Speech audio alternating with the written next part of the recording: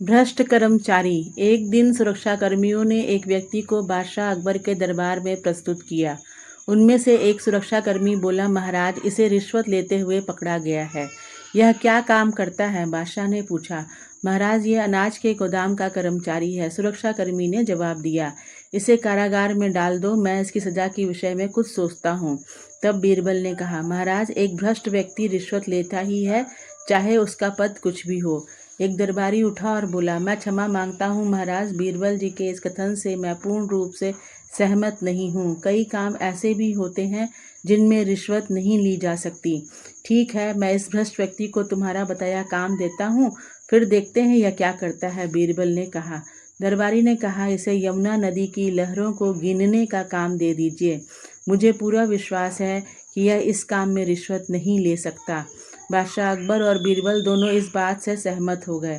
भ्रष्ट व्यक्ति को कारागार से लाया गया। उसे यमुना के किनारे ले जाकर कैदी की स्थिति में ही एक पत्थर पर बिठा दिया गया और उससे कहा गया कि पूरा दिन यमुना नदी के किनारे बैठकर उसकी लहरों को गिनो। कुछ दिन बीत गए। भूखा प्यासा, हाथ में हथकड़ी पहने हुए पेड़ के नीचे बैठा वह यमुना की लहरें गिनता रहा। किसी को उसकी चिंता ही न रही। एक दिन बादशाह अकबर ने कहा, बीरबल, क्या उस व्यक्ति की तरफ से कोई शिकायत मिली है जिसे रिश्वत लेने के अपराध में सजा दी गई थी? दरबारी बीच में टोकते हुए बोला, महाराज, इसकी कोई खबर नहीं। मैंने आपको पहले ही कहा था वह रिश्वत नहीं ले सकता। इस पर बीरबल बोला, हम सब कल सुबह वहां जाएंगे और स्वयं देखेंगे। अगले दिन सुबह सुबह बीरबल, दरबारीगण तथा बादशाह अकबर वगैरह मछुआरों के वेश में एक नाव तथा एक जाल लेकर यमुना नदी की ओर चल पड़े। वे नदी के किनारे, जहां वह आदमी एक कागज कलम लेकर बैठा था, नाव चलाने लगे। जैसे ही वे उस आदमी के निकट पहुंचे, वह उठा और जोर से चिल्लाने लगा, अरे तुम लोग कौन हो?